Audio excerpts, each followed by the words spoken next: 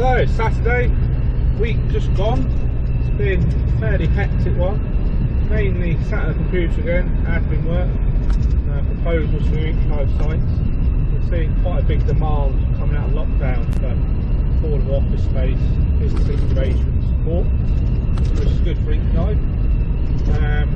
I'll drop in what I've sort of done this week, bits and pieces, lots of Zoom calls, interview on Zoom as well, quite interesting, and just update of what we've sort of covered this week at different sites. And hopefully today, as it's the weekend, we might get a chance to pop over to the truck, do a few bits on that and an update as well. Hopefully, fingers crossed, next week all the admin work's out the way for a little while, and I can get back to the weird and wonderful fun stuff I enjoy doing day by day. So, quick update on the truck sort of project. Obviously the truck doesn't have central locking, anything like that. It's also got manual battery isolators. You have to manually turn battery power on when you jump in. So I'm building an automated on-off system, fob-based, remote control-based power-on system for the truck. You have a externally mounted antenna, because obviously the truck's a big metal box, so it acts like a Faraday cage, blocking out signals. It's, as I said in another video, it's 12 volt and a 24 volt system. So I've got two 12 volt 200 amp relays which will switch the batteries on and off simply with a fob, so it makes it a little bit easier. If we whiz this way, other stuff going on at the moment. It's a bit of a mess in here. We've got kit everywhere, but bits for the truck, new headlights. So that's the original headlight, and you can see where it's sort of corroded inside, rusty, and just a standard bulb. So I'll swap it out of custom mounted. These are LED headlights, and they've got LED daylight running lights as well, which will look cool. And indicators, we'll put a cluster of LEDs behind them as well. We've got side indicators, side markers again, I'll swap out for LEDs. What else we've got? New wing mirrors, which will go on. The old wing mirrors I've dumped. I'm trying to save as much as possible for it, but some of the bits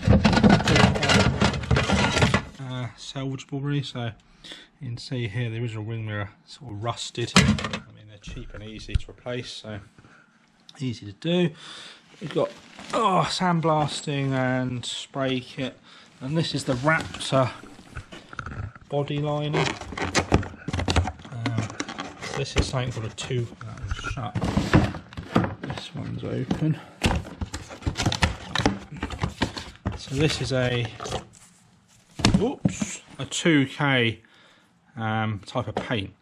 So you can probably look up and Google about 2K paints.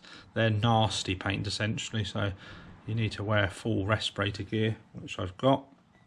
But this gives it this awesome hard, rock solid sort of textured finish, and it's going to be a matte black, so it should look pretty cool. I'll discuss a bit more about that once we're doing it. Other bits going over, there's a little beer fridge which will be going in, and a microwave and a telly as well in the back. What else we've got? A massive drum of acetone, that's for cleaning the paint stuff, because again this stuff is difficult to clean off. And then we've got parts from truck, sort of tank. These are the trims. That's the front grille trim. They're the wing mirror arms, which again are a bit mucky. So we'll clean all that up. We've got kit going to Southampton and Basingstoke EP5, mainly hand gel dispensers.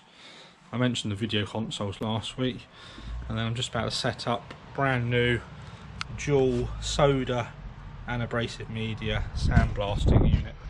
We've actually got a brand new oilless compressor as well. It's a whole new kit, so that would be awesome for blasting some of these bits and pieces to get all the paint off, the rust, clean all this up and then give it a good respray, ready to mount back on with fresh fixings. So I'll do a bit of test sandblasting in a second. The sandblasting is not exactly a nice process. That's why I'm wearing this PPE. This isn't for COVID. This should hopefully stop sand flying into your face and taking your skin off. So we're going to give it a whirl. So I've got it set up just under 150 psi on the compressor, and this runs at around 120 psi. That's on the sandblaster. We'll give it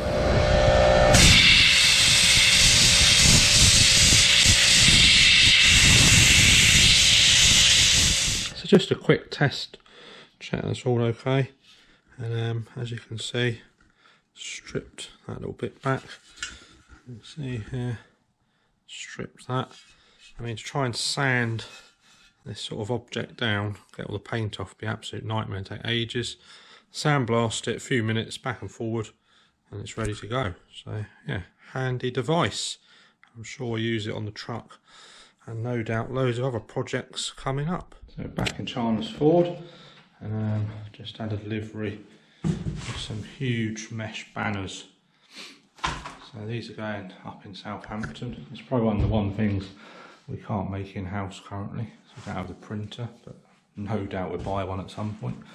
So these are going to go across the top of the building in Southampton. So they're 8 sort of metres long, a couple of metres wide, so you should be able to see them from quite a distance. And we'll have fun at the end of the week trying to hang these, so I'll record that as well. So I'm back in Southampton Ink Hive and sun's shining, and we're going to attempt to stick some banners up.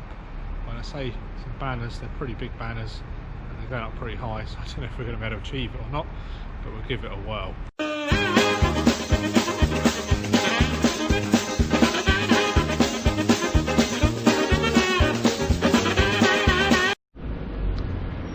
Banners are up, looking cool.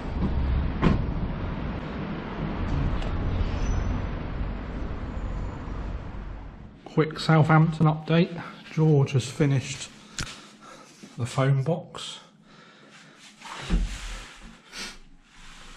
and I'll wire a light, etc. But looking cool.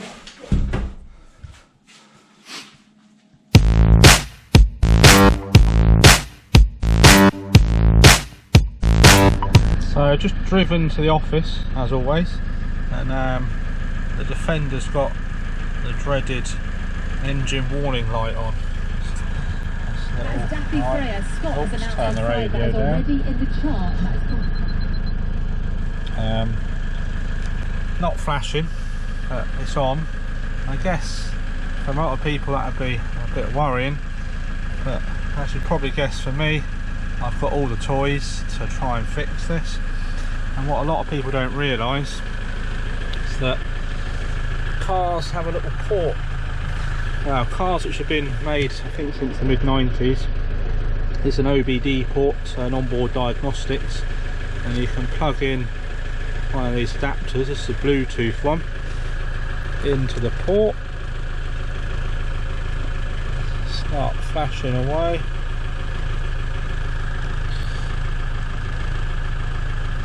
So try and sync via Bluetooth to the laptop. Click connect.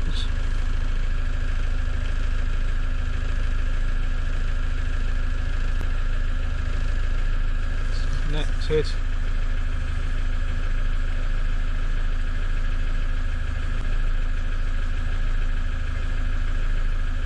Click diagnostics. It's going to say engine's running, that's fine. And it's come up with a fault code.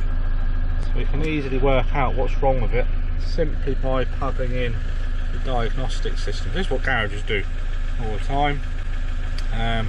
This has come up with a mass or volume airflow circuit. So that's just a little sensor in the engine bay which senses oxygen, air essentially, going into the engine. And that's probably quite an easy fix, something we can just clean or replace quite simply. And yeah, onboard diagnostic system, so you can plug this into any car and find out all sorts about it. It even spits out a nice report, so I'm just going to generate that. So it's going through all of the systems, it's checking, and we get a diagnostics report telling us all sorts about the engine, the car, and we can fix bits, check it out from there. So really simple, super easy. I think the adapter's about 15 quid or something. Software's free, and you can fix and diagnose a lot of issues with your cars yourself. So that's the mass airflow sensor. It's just in there, and I've given it a good blast and a clean with some solvent cleaner.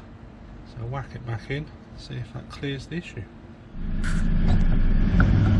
So engine lights off now, so nice simple little fix. I should really be a mechanic.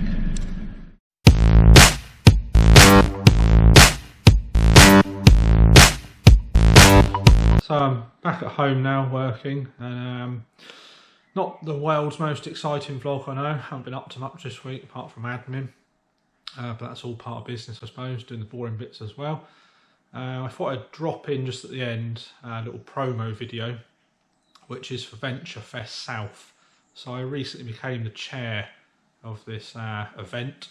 It was postponed due to COVID, but it's hoping to run again in October this year. So wait and see. But check out this video and the event as a whole, because it's an awesome opportunity, awesome event for innovators, entrepreneurs, those looking for investment and so forth. I'd love to meet some of you guys there and discuss further.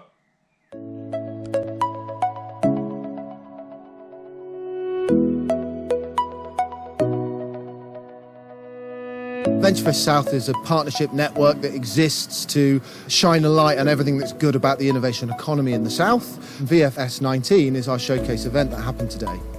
For the South, having a vibrant startup, innovator and wider business community is vital. We want the best people to live in the best area in the UK as far as I'm concerned, and we want to make sure that the right high-tech, high-growth companies and also entrepreneurial businesses have got the best opportunity to flourish.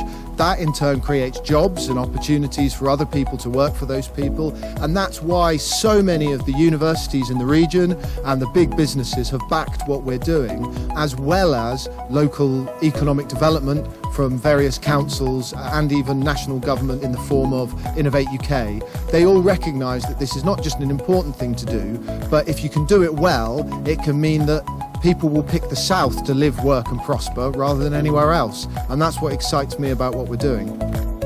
It's been brilliant. I've met a lot of different people. I've had a lot of new ideas that I wouldn't have thought of on my own. It's been interesting to see people's curiosity levels about the product. Overall, I think it's been a good experience. This is our first time at the event. A great collection of exhibitors, businesses. The pitch events have been very interesting. The venue's superb, so yeah, really good event. We do lots and lots of these types of events, and we find that the VentureFest ones in particular are the most effective. Well, it's my first one. So far it's been pretty good. It's been nice to engage with people and have conversations. We've gotten some very positive feedback as to what we're trying to do. We've met some really nice people and some potentially interested investors as well. So we see how she goes days after this. From the minute the doors opened, I had a flow of interesting people to talk to, and then pitch went quite well, I think. Plenty of questions afterwards, so far so good. VentureFest wouldn't be possible without people. And so we're just thrilled that so many people, businesses and organisations came here today and made it the success it was. I know that from conversations with the guys that there's been real investment, real opportunity and real possibility given to people that wouldn't otherwise have it. So thank you to everyone that's come and been involved.